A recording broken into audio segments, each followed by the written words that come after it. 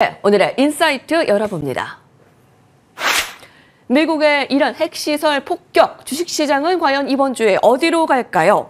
해결사냐 전쟁광이냐, 트럼프 대통령에 대한 의견 분분하고요. 열흘 가까이 이어온 이스라엘과 이란의 무력 충돌 사태가 미국의 개입으로 더 커졌습니다.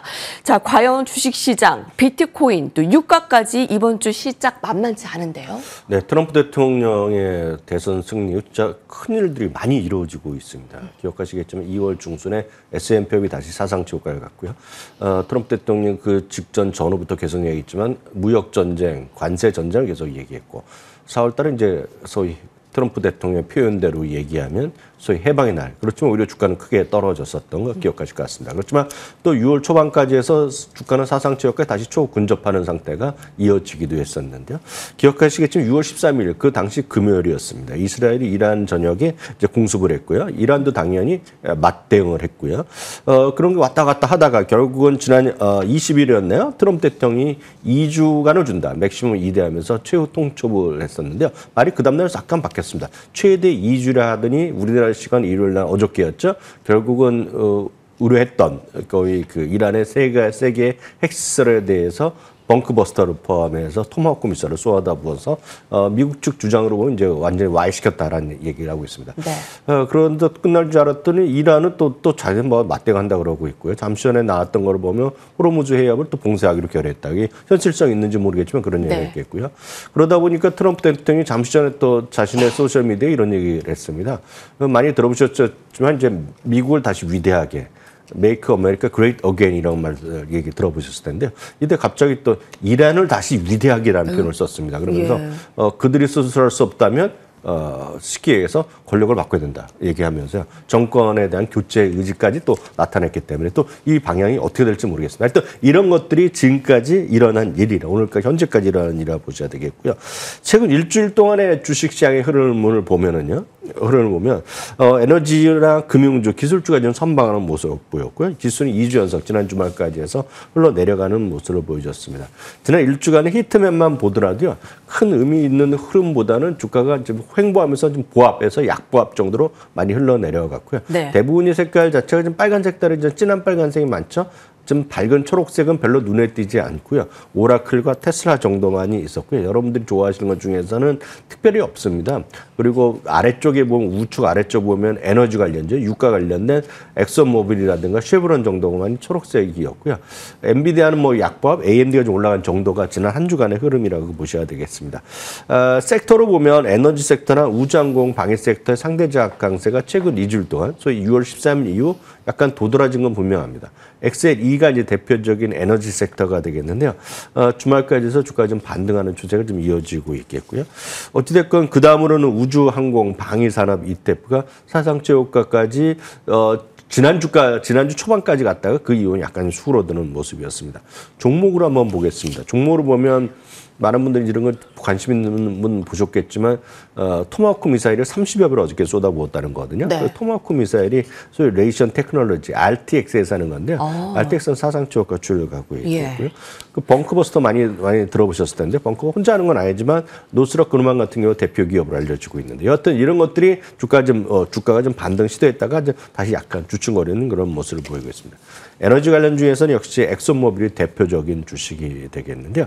그렇지만 이런 에너지 관련주라든가 방위산업 이런 것들이 얼마만큼 추세적으로 이어질지는 약간 회의적인 시각도 많이 있습니다. 왜냐하면 재료 측면에서 올라간 것들이 많이 있겠고 정말 그 다음부터는 진짜 유가가 계속 올라가느냐 아니면 유가 올라가더라도 수요가 살아있느냐라는 것을 보셔야 되겠고요. 전쟁 관련주나 이런 것들은 그냥 테마성으로 움직이는 성향이 있습니다. 물론 그런 건 있겠죠. 토마호크 미사일을 수십 발을 쐈으면 언젠가 수십 발을 다시 채워놔야 되겠고요. 벙크버스터를 몇 발을 썼으면 다시 채워나기 때문에 장기적으로는 뭐 수요가 살아있을 수 있겠고 아시다시피 나토의 국가들에 대해서 예를 들어서 에너지 그들 국가에 대해서 GDP 대비 무슨 방위비를 또 엄청 올려라. 우리나라도 올려라. 결국 그건 뭐겠습니까? 결국 미국 무기 사라는 거기 때문에 장기적으로는 좋을 수 있겠지만 이런 것들이 추세가 얼마나 이어질지 모르겠습니다. 다음은 이제 여러분 관심 있는 것이 유가라든가 금값 이런 것들이 되겠는데요. 금값 같은 경우 보면 지금 현물이 조금씩 거래되고 있는데 금값은 소폭 반등하는 추세. 그렇지만 지난주 초반에 있었던 사상적 효과는 거리감이 있고 이건 현물 시세가 되겠고요. 다음은 원유 시장인데요. 원유 시장은 잠시 후에 한국 시간 7시부터 CBO에서 미국에서 이제 그 선물 거래가 시작됩니다. 그래서 아직까지 안 나오고 있는데 로이터 통신에서 보도에 따르면 전문가들이 이용해서 유가가 배럴당 3에서 5달러 정도 상승하지 않을까라는 생각을 하고 있습니다. 다음에 이거 7시 이후에 잠시 후부터 이제 거래가 되기 때문에 그때부터 움직일 거라고 보여지겠고요.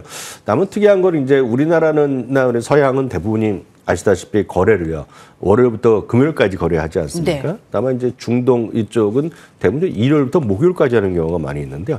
이건 진짜 특이합니다. 이스라엘 지수 있죠. 이스라엘 있지 않습니까? 이스라엘은 전쟁과 상관없이 최근에 꾸준히 올라가면서 일요일에 거래를 했습니다. 거래했는데 사상 초과를 가고 있습니다. 지금요. 예. 이게 그건 이유를 알 수가 없죠.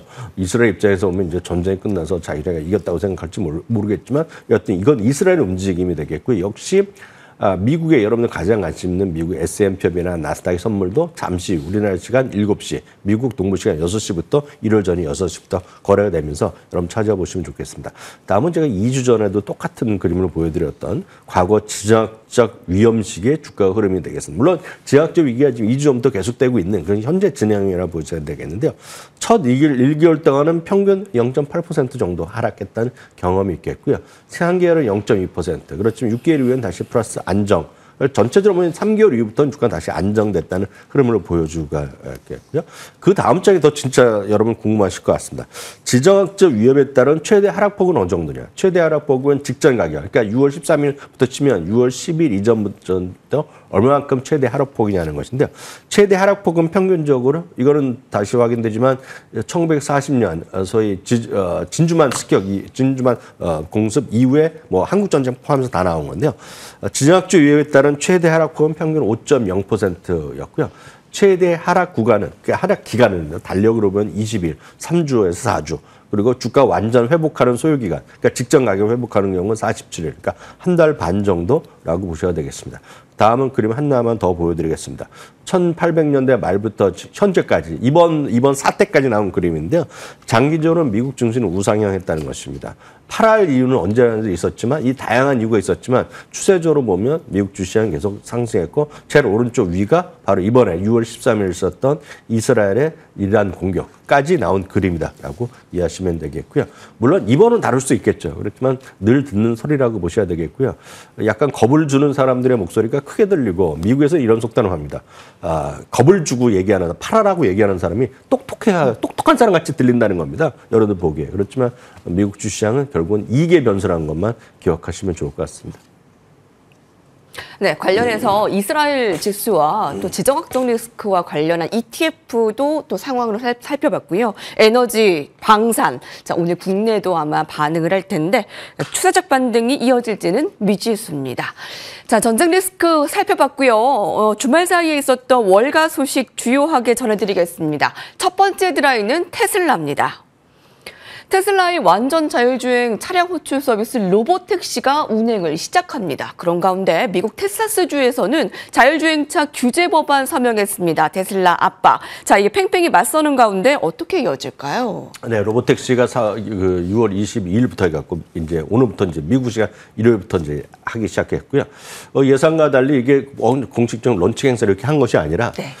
미리 선정된 초대받은 사람들한테만 이제 초청장을 줘갖고 이들이 탈 수 있게 해놨고 이미 유튜브나 이런 데 보면 이미 먼저 타봤다는 사람들이 무슨 라이브로도 보여주고 우리 뭐 유튜브 라이브도 하고 했던 걸 많이 보여주고 있습니다. 지금 반응은 이제 첫 번째 오늘 처음 테스트하는 거기 때문에 모든 건 상관없이 4불 20센트인가요? 한번 가격이 정해졌고요.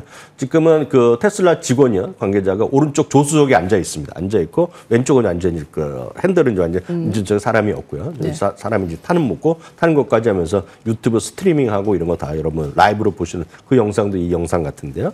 그 중에 하나가 되는데요. 있는데요. 관련해서 웨드 부시의 댄 아이브스가 지난 금요일 날 CNBC에 나서 얘기를 했던 거. 물론 좋아하는 분이기 때문에 그렇게 충분히 인식하고 들으시면 좋겠는데요.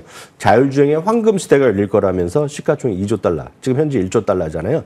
그러니까 더블이 갈 것이다. 언제까지? 내년 말까지 갈 수 있다는 얘기를 하고 있겠고요. 이제 황금 시대가 열리면서 2030년까지는 이 수치가 엄청나게 늘어날 거다. 그러면 향후 6년에서 10년 후에, 그러니까 짧게 보면 2030년, 늦어도 2035년까지 전체 운송 산업의 20%가 자율주행. 그러니까 앞으로 늦어도 10년 안에는 모든 길에 다니는 자동차의 20%가 자율주행. 정말 꿈과 같은 얘기를 하고 있겠고요. 만약 그렇게 되면 모든 다른 자동차 회사들은 직접 개발하기 쉽지 않기 때문에 결국 테슬라의 OEM, 테슬라의 소프트웨어를 돈 주고 사서 쓸 수밖에 없다. 그런 얘기를 하면서 테슬라가 엄청 올라갈 수 있다. 그런 얘기를 하고 있다라고 보셔야 되겠고요. 지난주에도 일부 그런 얘기를 전해드렸지만 웨이보라든가 아마존의 죽수 이런 것들이 있지만 이 웨드부시의 댄 아이브스에 따르면 경쟁 자체가 안 된다 얘기를 하고 있겠고요. 오늘날 시장에서 가장 저평가된 AI 주식은 누가 뭐래도 테슬라는 얘기를 했다는 것 정도 참고하시면 좋겠습니다. 다만 이 모든 것들은 테슬라를 가장 좋아하는 사람의 의견이다라는 것도 꼭 참고해서 투자 판단하시기 바랍니다. 네. 테슬라 소식이 있었다면 오늘 관련된 월스트리트 저널에서는 미국과 중국의 반도체 무역 전쟁도 지금 계속 격화되고 있다는 사실도 함께 살펴봐야 되겠습니다. 월스트리트 저널에 따르면 최근에 삼성전자와 SK하이닉스, 대만의 TSMC의 중국 공장에 미국산 장비 반입을 제한할 수 있다는 방침을 통보했습니다. 미국의 반도체주 약세 주말 사이에 있었던 주가 약세에도 큰 영향을 끼쳤는데요. 네, 이건 월스트리트 저널에서는 단독 기사를 썼습니다. 이게 좀 어느 정도 사실인지까지는 이제 아직 공식적으로 얘기가 없다는 것도 좀 미리 아셔야 되겠는데 이게 처음 있는 건 아닙니다. 바이든 시대에 결국 그 당시부터 얘기가 나면서 미국 장비를 중국에 갖다 주는 거 안 된다 얘기를 했는데 다만 몇몇 나라의 제품들은 봐줬어요. 그게 보면 한국이라든가 대만 같이 이런 쪽은 약간 거의 예외로 뒀었던 부분인데 이제 트럼프 행정부에서 야, 그거 안 되겠다 얘기를 한다는 것입니다. 지금요. 그렇게 되면 지금 이제 현재 쓰고 있는 건 할 수 없지만 한국 뭐 삼성전자, SK하이닉스, TSM 같이 이제 중국에 공장이 있는 기업들은 이미 가 있는 건 상관없지만 미국 내 반도체 장비 기계를 갖고 추가적으로 새로 하는 거에서 어려움을 겪을 수 있다. 그런 얘기를 하는 거라고 보셔야 되겠습니다. 그러면서 주가는 지난 금요일날 주가에 보면 반도체 장비 회사들이 주가가 이제 삼성전자, SK하이닉스 뭐 특별히 아직 반영된 건 아니지만요. 반도체 장비 회사들이 줄줄이 다 주가가 떨어졌다라고 보셔야 되겠습니다. 이것들이 얼마만큼 현실화될지 모르겠지만 그렇지 않아도 한 2주 전에 지금 미국과 중국이 또 잘해보자 얘기했었잖아요. 근데 이건 또 약간 또 브레이크를 거는 거기 때문에 또 추이를 계속 살펴보셔야 될 것 같습니다.